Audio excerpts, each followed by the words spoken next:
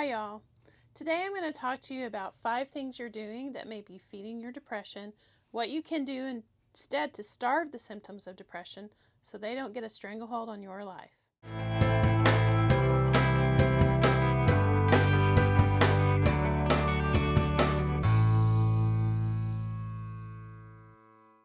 If you're new here, hi, my name is Risha, and I'm the co-founder of an equine-assisted psychotherapy and learning business called Pecan Creek Ranch in Georgetown, Texas, where we partner with horses to help people with all sorts of mental health and life struggles. First of all, if you're struggling with depression, or what you think may be depression, and you've not talked to a mental health professional yet, I want to encourage you to do so. I know it can feel impossible to make that call or ask for help when we're feeling so incredibly low and exhausted. And if you can't muster up the energy to find someone, ask a friend or a loved one to do it for you. And if that feels like it's too difficult to do, send them this video with this timestamp and let that be the signal to them that you need help in finding a mental health professional. So if you were sent this video with this timestamp, this is your sign to reach out to the person who sent it to you and help them find a professional to help them. So we see a lot of people who have or are currently experiencing depression. In my own life, I experienced depression, though I've never had a depression diagnosis. And the reason I'm telling you this is so you know that these tips aren't just for those who have a diagnosis of clinical depression. They can be helpful to you if you are just experiencing some challenges in life that have you feeling down. And they may be helpful to you if you do have a clinical depression diagnosis. So when I talk about depression, I like to think of it as a multifaceted phenomenon. This is just something I've come up with through my own experience and analysis in my own life and in working with so many others who have some sort of experience with depression. So first there is the feelings or emotions of depression, the sadness, the longing, the emotional exhaustion, things like that. Then there is the being of depression. This is more about the process within our brain and body and nervous system that we can't exactly control on our own. Then there is the doing of depression, the habits, thoughts, and actions we take that either feed or starve the being and feeling of depression. So today's video is going to focus on the doing part of depression. One thing you may be doing that feeds depression is not getting enough sunlight. When we think about the sun, we often think of the damage it can do to us, but our bodies were made for this planet and for the sunlight that we receive on this planet. Our bodies need sunlight. I recently learned that the sunlight that we get in the morning plays a very important role in waking up chemical and hormonal processes in our bodies that we need to stay awake and active throughout the day. I'm going to link that video. It's by Andrew Huberman, and it discusses this in case you want to learn more about it. But the big takeaway is that getting morning sunlight through your eyes, not staring directly at the sun, but being outside to allow the sunlight to enter your eyes can have a big impact on your body, on your nervous system, and on your mood. It doesn't have to be any kind of big production, but you just need to get outside in the morning. It's not going to work if you get the sunlight through the window. So one thing I have changed is that when I'm feeling attacked by depression, instead of letting my dogs out in the morning and closing the door, I go outside with them and just sit for at least 5 minutes and allow the sunlight to do its thing. On days I'm not feeling down, I usually go out and play with them, maybe go for a walk or something like that. So that sunlight exposure is already happening. But when taking that walk feels like too much, just sitting and letting the light see you and touch you can help. Another thing that feeds depression is remaining sedentary, not moving your body in any significant ways.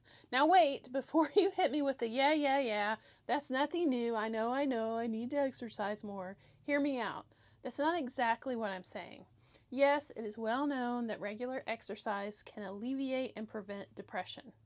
And if you can manage that, you should definitely do it. However, what I'm talking about is more than just streaming a workout or spending time at the gym. I'm talking about moving your body in ways that move you toward or away something or allow something to move through you.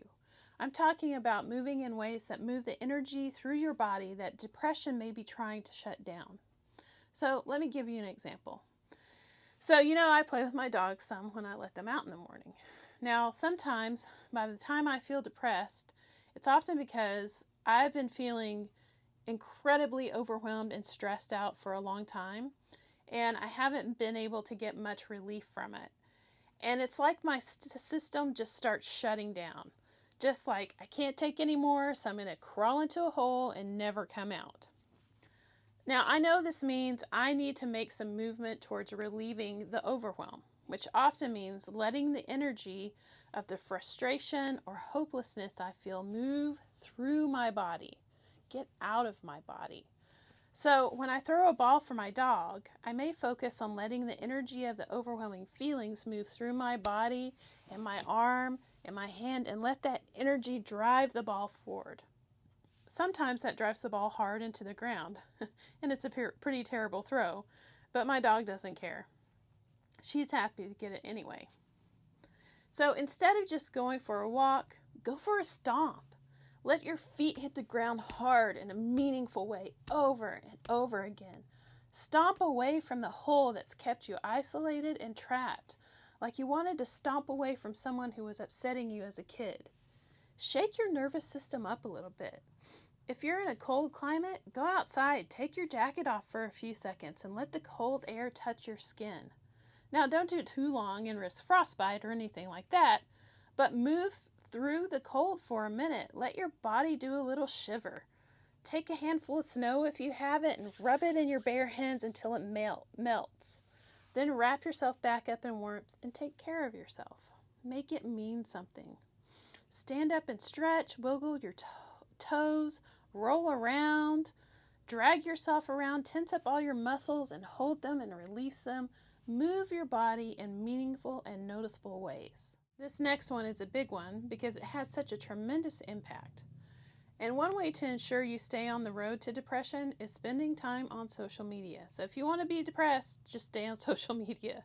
It is designed to keep you in mental and emotional states that will keep you sedentary and engage with people you have little to no real connection with, while amping up your nervous system and your physiological responses and psychological responses that give you a false sense of belonging, connection, and meaning, or a deflated sense of yourself and your life.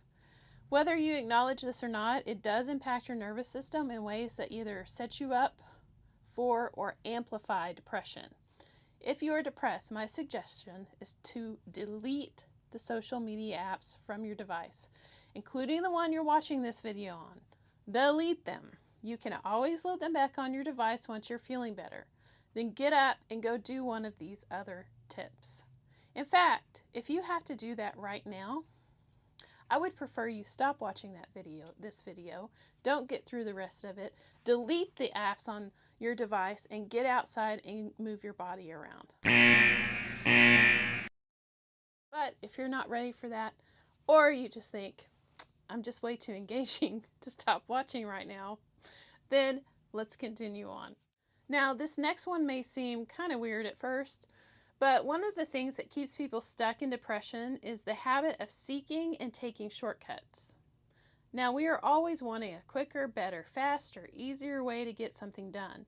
And while there are definitely benefits to this, it is also training our nervous system to expect and get instant satisfaction and gratification with little to no effort, leading us to feel down and depressed when we don't get that instant satisfaction. It's another reason to get off social media when you're feeling depressed, because it can be a very ineffective and unsatisfying shortcut to feeling calm, connected, or maybe even excited about something. Instead, build something into your day every day that makes you earn satisfaction or gratification. Instead of loading the dishwasher tonight, take the extra few minutes of effort to wash your dishes by hand. Instead of mowing the lawn with a lawnmower, go outside and cut the grass with scissors and a ruler. Just kidding.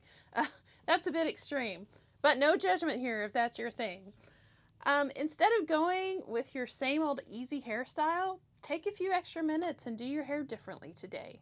Instead of watching TV for your entertainment or listening to an audiobook, go outside and read a book, like a physical copy of a book. Or better yet, observe nature around you and be open to discovering something you've never noticed before. Call your friend instead of texting them. Write a letter and send it instead of sending an email. Whatever it is, do something that requires you to overcome a small obstacle to complete it, or gain satisfaction from doing it or completing it. The final doing of depression that we're going to cover in this video is focusing too much on yourself.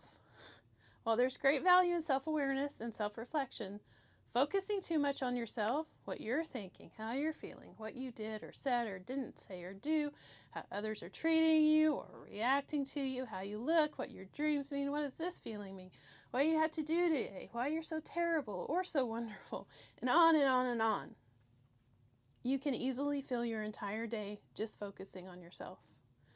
But this is a practice that usually causes a great deal of anxiety and depression and lends itself to a lot of other mental and emotional illnesses and struggles. So stop focusing on yourself for a little while today. And since it doesn't work for most of us to just stop doing something, we need to replace the focusing on yourself with something else. And that is going to be focusing on others. So if you have a spouse or a friend or a roommate or a child or a pet you live with, take some time today to just focus on them.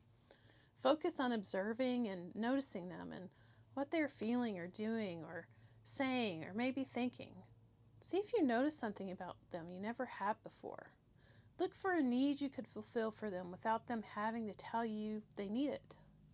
The next time you go shopping, and instead of thinking about how you need to hurry and get home and get the groceries unpacked and all of the things you have to do, take a moment and ask the cashier about their day.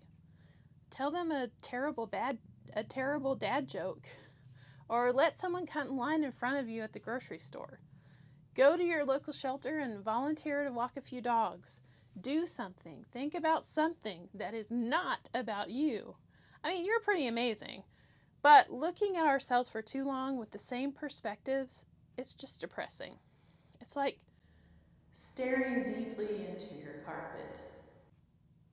You may get to know it very well, and you may even think it's fabulous, but you're going to keep finding something dirty or wrong with it and realize you will never, ever be able to get it to be perfect and untrodden on like it was when you first got it. And there's nothing you can do about that. And when that's all you're focusing on, there's no other option than to be depressed. So stop thinking about yourself so much. Focus on the world around you. Find wonder and awe in the complex and diverse world we live in. All right, that's it for this video, and I'm going to listen to some of the tips that I just gave y'all, and I'm going to go outside and move my body. And so there's nothing else that I have to say to y'all today, but I hope you had a good one, and I got to go. Bye.